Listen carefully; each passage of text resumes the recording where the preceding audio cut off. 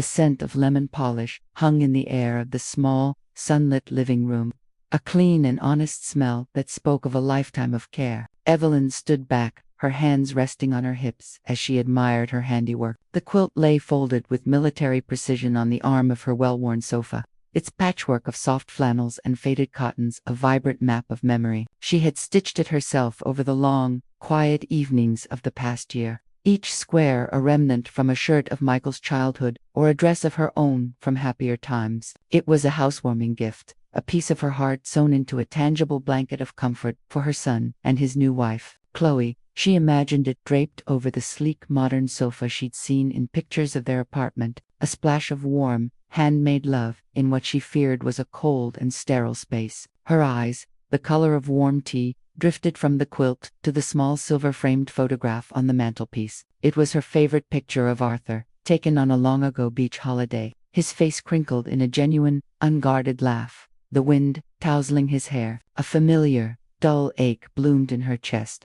Not the sharp grief of early widowhood, but the permanent hollow of a missing presence. She could almost hear his voice, a low, steady rumble that had always anchored her. "You've done good, Evie," he'd say, looking at the quilt. "You always do." And she had done good, she thought, running a finger over the glass, protecting Arthur's smile. She had done everything when the cancer had stolen Arthur too soon, leaving her with a teenage boy full of potential and a mountain of quiet debt. She had made a silent vow. Michael would have the opportunities they had dreamed of for him, the expensive university degree, the semester abroad, the start in life his father would have wanted for him. It meant the teaching career she loved was relegated to substitute work for its flexibility. It meant years of budgeting, of foregoing new clothes, of dreaming, of vacations that remained just that, dreams. Every sacrifice was a stitch in the tapestry of her son's future, and she had never once regretted it. The quilt was more than a gift. It was a symbol of that entire journey, a story of love woven from threads of quiet surrender. She picked up the frame, her thumb stroking the cool silver. For Michael, Arthur, it was all for Michael.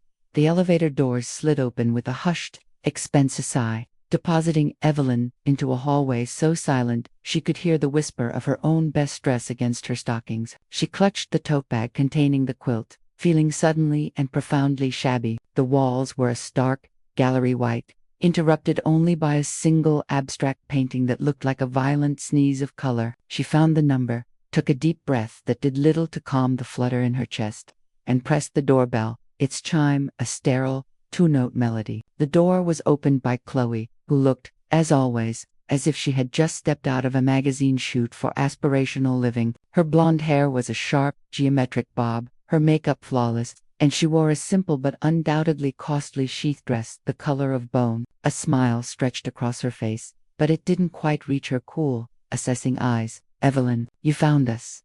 The statement was delivered with a hint of surprise, as if navigating the city's transit system was a Herculean task for someone of Evelyn's advanced years. "Of course, dear." "The directions were clear," Evelyn said, stepping inside and immediately feeling like an intruder in a show home. The apartment was a temple to minimalism, all sharp angles, polished concrete floors, and furniture so low-slung it looked difficult to rise from. There were no photographs, no knickknacks, no evidence of a life actually being lived. The only color came from the panoramic window, offering a breathtaking, and somehow lonely, view of the city skyline. It was beautiful in the way a diamond is beautiful, cold, hard, and brilliant. "Michael, your mother's here," Chloe called out, her voice echoing slightly in the vast, open space. She turned back to Evelyn, her gaze dropping to the tote bag. "Oh, you didn't have to bring anything. We're very particular about our aesthetic." She gestured vaguely at the room, a sweep of her manicured hand encompassing the emptiness. Just then, Michael emerged from a hallway, and Evelyn's heart gave a familiar leap. Her boy, but the man who approached her was a polished version of the son she knew. His suit was impeccably tailored, his hair styled with product, but his eyes held a tired tension she hadn't seen before. He leaned in to give her a quick, awkward hug. "Mom, you look well. I brought you a little housewarming gift," Evelyn said, her voice softer than she intended as she began to carefully extract the quilt from the bag. "I thought it might add a bit of warmth." Chloe's smile tightened. "How thoughtful. It's certainly colorful." She made no move to take it. Michael's eyes flickered from the lovingly stitched fabric to his wife's impassive face. He reached out and took the quilt, his fingers brushing against hers. Thanks, Mum. Great. But he held it stiffly, like a potentially problematic artifact. Unsure where it could possibly fit in this curated world, he didn't unfold it, didn't admire the work, he simply placed it over the back of a stark white sofa, where it lay like a foreign, homesick creature. The vibrant patches clashed violently with the room's monochrome palette. Let's not stand around, Chloe said, leading the way to a dining table that was a single sheet of frosted glass on a chrome base. Dinner is from La Marche. I simply don't have time to cook with the gallery opening next week. The statement was a boast disguised as an apology. As they sat on chairs that felt as insubstantial as origami, Evelyn watched her son. She saw the way his shoulders were permanently hitched, slightly towards his ears. The way he nodded a little too quickly at Chloe's pronouncements. He was trying to shrink himself, to fit into the narrow confines of this gilded cage. And the sight of it caused a deep, maternal ache to spread through her. The quilt, her offering of love and memory, sat ignored on the sofa. A silent testament to the growing chasm between the world she represented and the world he had chosen.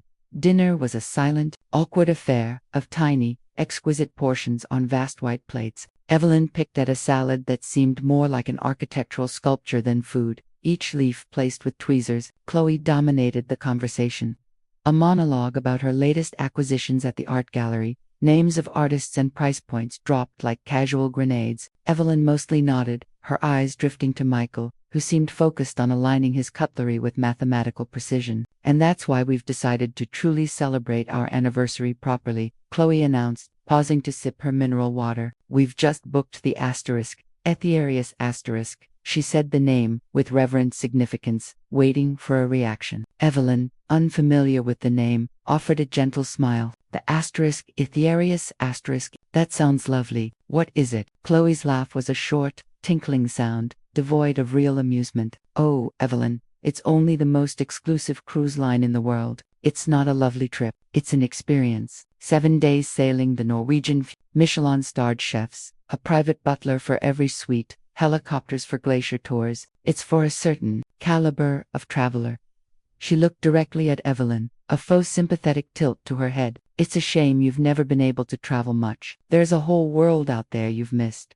The condescension was a physical slap. Evelyn felt a heat rise in her cheeks. She thought of the scrapbook she and Arthur had kept, filled with cut-out pictures of Greek islands and Italian coastlines, dreams deferred for a future that never came. It does sound wonderful, she said, her voice barely a whisper, thick with a lifetime of postponed dreams. Michael finally looked up, his expression pained. He saw the hurt in his mother's eyes and opened his mouth, perhaps to say something kind. But Chloe's gaze shifted to him, a silent, commanding pressure. Evelyn watched as his spine stiffened, his jaw setting. The moment of potential kindness passed. Mom, he said, his tone suddenly practical, dismissive. The asterisk, Ethereus asterisk, it's not really your sort of thing. You wouldn't fit in. He said it as if it were an obvious, incontrovertible fact, like stating the sky was blue. Evelyn felt the air leave her lungs. I'm sure I could enjoy beautiful scenery no matter the ship. Michael, he shook his head, a gesture of finality that crushed her more than Chloe's petty cruelties ever could. It's not just about the scenery. It's the environment, the people. It's a completely different world. He looked away, unable to meet her eyes, and delivered the final, most devastating blow. And let's be realistic. We both know you couldn't possibly afford it. A single night there probably costs more than your mortgage used to be. It's just beyond your means. The words hung in the sterile air, each one a nail in the coffin of their relationship. He had not just rejected her company, he had dismissed her entire existence as too small, too poor, too insignificant for his new world. The betrayal was so profound, so complete, that for a long moment, Evelyn could only sit in silence, the exquisite food turning to ash in her mouth. The silence that followed Michael's pronouncement was heavier than the polished concrete floor. Evelyn felt the sting of his words not as a sharp, clean cut, but as a deep, spreading bruise on her soul. She looked at her son, this stranger in a designer suit, and a desperate, foolish hope flickered within her. Maybe he didn't understand how much she wanted to be near him, to share in a piece of the joy he'd found. Perhaps he just needed to see her willingness. She clasped her hands together on the cold glass table, her voice trembling slightly as she dared to bridge the impossible gap. Michael, I know it's extravagant, but for such a special occasion, your first anniversary, maybe I could save up. It might take me a year, but I could manage a shorter trip, perhaps just meet you for a port of call. I could see you both, even for a day. It was a plea, wrapped in the thin disguise of a suggestion. Chloe didn't even try to hide her reaction. A short, derisive laugh escaped her lips, a sound as sharp and brittle as breaking glass. She covered her mouth with a theatrical hand, her eyes wide with mock horror. A port of call. Evelyn, this isn't a ferry service. The Aetherius doesn't just let people hop on. She said the words hop on, as if they were distasteful, vulgar. Michael flinched, his face flushing with a mixture of anger and profound embarrassment. He was mortified by his wife's cruelty, but even more so by his mother's seemingly naive and gauche proposal. It highlighted the chasm between them, in a way his own words had not. He couldn't let this foolish hope of hers continue. He had to shut it down, cleanly and finely, to restore the order of his new world. Mom, stop, he said, his voice low and tight, laced with irritation. Just stop. Be realistic. He leaned forward, his gaze intent, willing her to understand the social dynamics he now lived by. That kind of vacation is for people like us, not you. The distinction was absolute. Us and you. He was no longer on her side of the line. Let's not embarrass ourselves by even discussing it. The subject is closed. In that moment, any last remnant of the boy she raised vanished. He had looked at the mother who sacrificed everything and saw only an embarrassment, a social liability to be managed. This was no longer a simple slight. It was a fundamental renunciation. The love she had poured into him had finally hit a wall of pure, unadulterated contempt, and the echo of its demise was the only thing left in the room. The journey home was a blur of streetlights and silent tears. The familiar walls of her house, which usually greeted her with comforting warmth, now felt like a tomb of her own making. Every sacrifice, every skipped holiday, every quiet night in stitching a quilt while dreaming of her son's future writ, all felt like a foolish, wasted effort. Michael's words, people like us, not you, echoed in the emptiness, a cruel mantra that defined her life as small and insignificant. She was a ghost in her own home, a relic from a past her son was eager to forget. The weight of it was suffocating, needing to feel close to someone who had truly loved her. She climbed the pull-down stairs to the attic, a place thick with the dust of memory. The air was still and fragrant with the scent of old cedar and yellowed paper. A single bare bulb cast long, dancing shadows over stacked boxes and shrouded furniture. There, in a corner, was Arthur's old trunk, the leather cracked but the brass latches still bright. She knelt before it, the floorboards creaking a familiar greeting. Inside, beneath a stack of his university sweaters that still held a faint whisper of his scent, was a small, sturdy metal box she hadn't thought of in years. It was locked, but the key was taped to the bottom, a secret she'd forgotten they'd shared. Her hands trembled as she fitted it into the lock. The click was loud in the silence. Inside, nestled atop a bundle of faded love letters tied with a ribbon, was a sealed envelope, crisp and white against the aged paper. Her name was written on it in Arthur S.O. unmistakable, looping handwriting. With a heart pounding as if he were in the room, she broke the seal. The letter was dated just a week before he died. Asterisk, my dearest Evie. Asterisk, it began, and the old pet name brought a fresh wave of grief and love. He wrote of his love for her, his pride in the mother she was, and then, the revelation. He confessed that years earlier, he had designed a tiny, brilliant valve for a new type of solar panel. Fearing it wouldn't amount to much, he'd sold the patent but, on a lawyer's advice, retained a small percentage of future royalties in a blind trust. Asterisk, I never told you because I didn't want to give you false hope. Asterisk, he wrote. Asterisk, but if you're reading this, my clever, beautiful Evie, it means the world finally caught up. The money is yours, free and clear. It's not just money, it's freedom, it's time, it's everything I couldn't give you. Live for both of us now, my love. You've earned it. Asterisk, the letter fluttered to her lap. The silence of the attic was no longer empty. It was filled with the roaring presence of a love that had, from beyond the grave, just handed her the keys to a new life. Sitting there in the dust-moated silence of the attic, Evelyn felt the crushing weight of heartbreak begin to shift. It did not vanish, but it was transformed, heated in the forge of Arthur's posthumous love into something new and formidable, a core of steely resolve. The money wasn't just a fortune, it was a message. It was Arthur's voice telling her she had always been worthy of more than a life of quiet sacrifice. It was his validation, arriving 2 decades too late for him to see, but just in time to save her. Michael and Chloe had seen her as a charity case, but Arthur had always known she was a queen. Now, she would act like one. Grief was no longer a burden, it was fuel. The next morning, she called the number on the lawyer's card enclosed in the envelope. Mr. Sterling's voice was calm and efficient, confirming what Arthur's letter had promised. The numbers he quoted were so vast they were almost abstract. He spoke of prudent investments and managed portfolios, but Evelyn interrupted him gently. "I have a specific purchase in mind," she said, her voice calm, devoid of the tremor that had plagued her for years. She instructed him to find out the details of the Ethereus cruise departing for the Norwegian fjords on the date of Michael's anniversary. There was a pause on the other end of the line as Mr. Sterling processed this unusual request. "And which category of stateroom shall I inquire about, Mrs. Evans?" he asked. Evelyn looked out her kitchen window at the modest, familiar garden. A small, grim smile touched her lips, the first genuine one since the disastrous dinner. "Not a stateroom," she corrected him, her tone leaving no room for doubt. "I want the best, the largest suite on the ship, the one with the private terrace and the dedicated staff. I believe it's called the owner's suite." She would not confront them. She would not argue or plead. Her revenge would be a masterpiece of silent theater. She would become a living specter of everything they valued, but could not truly possess, not just wealth, but the unshakable dignity that comes from knowing your own worth. She would show them that the mother they dismissed was, in fact, the most powerful person on board.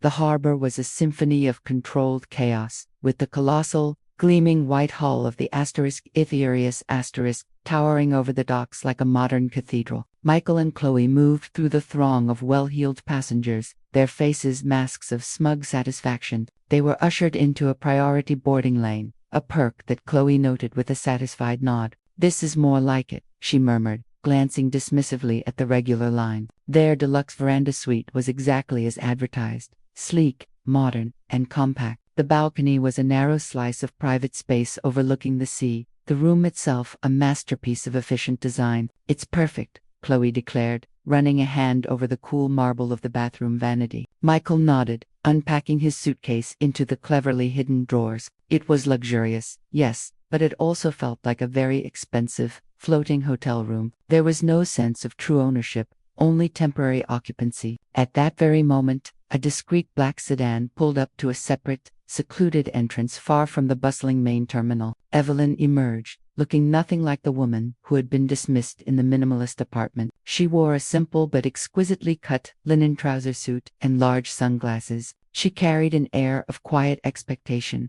not of giddy tourism, but of someone arriving at a destination long overdue. Before she had even taken 3 steps, a man in an impeccably tailored officer's uniform stepped forward, a warm, genuine smile on his face. "Mrs. Evans, I am Captain Moreau. On behalf of the entire crew, welcome to the Ethereus.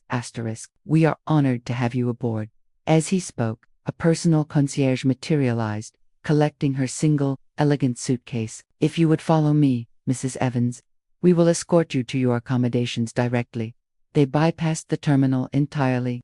Entering through a private gangway where their footsteps were the only sound, they glided past the lines, the crowds, the noise, moving into the hushed, opulent heart of the ship. The journey to the owner's suite was through corridors that grew wider and more sumptuously carpeted. Finally, the concierge unlocked a set of double doors, swinging them open with a flourish. The suite was not a room, it was a residence. A sprawling living area with floor-to-ceiling windows offered a panoramic view of the harbor that made Michael and Chloe's balcony vista look like a postage stamp. A grand piano stood in one corner, and a full dining table for 8 in another. Fresh orchids bloomed on every surface. The concierge led her through to a private terrace larger than Evelyn's entire living room back home, complete with a hot tub and plush sun loungers. "Your personal butler, Stefan, will be at your service shortly. He will ensure your every need is anticipated." Evelyn walked to the railing, placing her hands on the cool wood. She looked down at the ant-like figures still boarding far below. The contrast was absolute,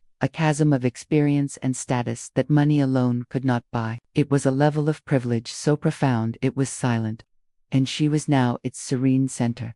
The ship's horn blared, a deep, resonant sound that signaled the imminent, mandatory safety drill. Throughout the vessel, cheerful but firm announcements directed passengers to their assigned muster stations. For Michael and Chloe, this meant joining a stream of people funneling into a spacious but increasingly crowded lounge. The air grew warm with the press of bodies, the scent of expensive perfume mingling uneasily. Chloe wrinkled her nose, leaning close to Michael. "I thought they'd have a more exclusive process for this," she complained under her breath, subtly shifting away from a man holding a boisterous child. "It's terribly common, all this jostling." Michael, trying to maintain a facade of agreeable composure, nodded absently. His eyes scanned the room, taking in the cross-section of wealth around them. It was then that his gaze drifted upwards, past the crowd, to a secluded, glass-fronted balcony that overlooked the entire muster station. It was clearly a private area, reserved for the ship's most distinguished guests, a world apart from the packed lounge. He idly wondered what kind of people warranted such privilege. And then, he saw her. At first, his mind refused to process the image. It was a trick of the light, a case of mistaken identity. But no, there, standing serenely at the balcony railing, was his mother. She held a delicate flute of champagne,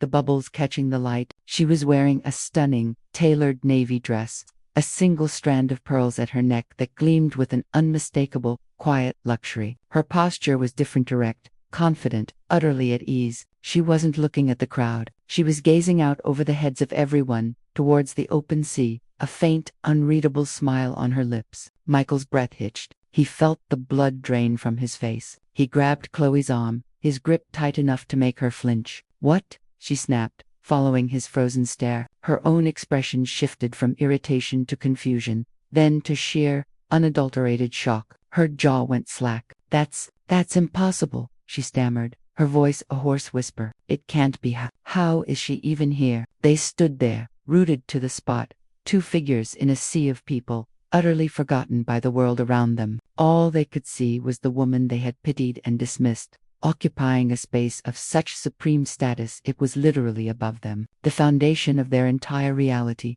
built on the premise of their superior position, cracked and began to crumble into the sea. The drill conductor's voice became a distant hum, completely drowned out by the deafening roar of their own disbelief. The drill felt like an eternity. The moment they were dismissed, Michael and Chloe moved as if in a trance, pushing past the dispersing crowd with a singular, frantic purpose. They didn't speak. The humiliation was a shared, suffocating blanket. How could she be here? How could she be on that balcony? The questions screamed in their minds, demanding answers. They found the exclusive hallway leading to the owner's suite, their footsteps silenced by the plush carpet. Michael raised a trembling hand to knock on the grand double doors, but before he could, they were opened by a smiling, impeccably dressed butler. "Mr. and Mrs. Evans, I presume. Mrs. Evans is expecting you." The statement, so casually delivered, was another stunning blow. She had known they would come. They were led into the breathtaking expanse of the suite. Evelyn was seated on a sumptuous sofa, a pot of tea on the low table before her. She looked utterly composed, a queen holding court. The power dynamic had not just shifted, it had been utterly inverted. Chloe found her voice first, a shrill, accusatory tone. "What is this, Evelyn? How did you get in here? This is a mistake." Evelyn took a slow sip of tea before answering, her gaze steady. "There's no mistake, Chloe. This is my suite." She then turned her eyes to Michael, who stood pale and speechless. "You both judged my life by its cover. You saw a modest house and assumed an empty bank account. You saw a mother's love and mistook it for simplicity." She gestured around the magnificent room. All of this, was Arthur's final gift. A gift you were both too shallow to see him capable of giving. She revealed the truth then, about the patent, the trust, the quiet fortune that had been growing for 2 decades. "Your father was a brilliant man, Michael, but you were so busy being ashamed of the life I built after he was gone, you never stopped to wonder what I had to be proud of. You never wondered what he had left behind." Her words were not spoken in anger, but with a profound, weary sadness. "You looked at me, and saw a woman to be pitied. Your disrespect didn't make me poor, Michael. It revealed your own poverty. You have everything money can buy, but you lack the character to recognize true worth when it's standing right in front of you, offering you a handmade quilt. The silence that followed was heavier than any that had come before. Michael finally understood. The cost of this suite, this trip, was nothing to her. The real price had been paid long ago, in the currency of a son's respect, and it was a debt he could never repay. Evelyn did not offer forgiveness, for none was asked. The conversation ended not with a dramatic slam of the door, but with a quiet, final dismissal as she turned her attention back to the majestic view. Michael and Chloe retreated, their arrogance shattered, left to wander the ship as ghosts in a paradise they could no longer enjoy. Evelyn, however, embraced the journey Arthur had given her. She dined at the captain's table, charming her companions with stories that had nothing to do with money. She took the helicopter tour, her heart soaring as the glaciers spread out below her in a brilliant white tapestry. She lived, fully and completely, for the first time in decades. Michael would catch glimpses of her, laughing with new friends by the pool, being escorted to a private wine tasting, always serene, always radiant. He was forced to watch his mother's happiness from a distance, a constant, painful reminder of the relationship his own contempt had obliterated. On the final evening, Evelyn stood on her private terrace, the fjords, painting a masterpiece in the twilight. The air was clean and cold, filled with the profound silence of nature's grandeur. A deep, unshakable peace settled over her. Wealth wasn't what you had in the bank, she realized. It was the love you held in your heart and the dignity you managed to keep. It was the strength to walk away from those who would make you feel small, even if that person was your own child. True worth was a secret treasure, one that only revealed its brilliance when the shallow respect of the world was finally stripped away.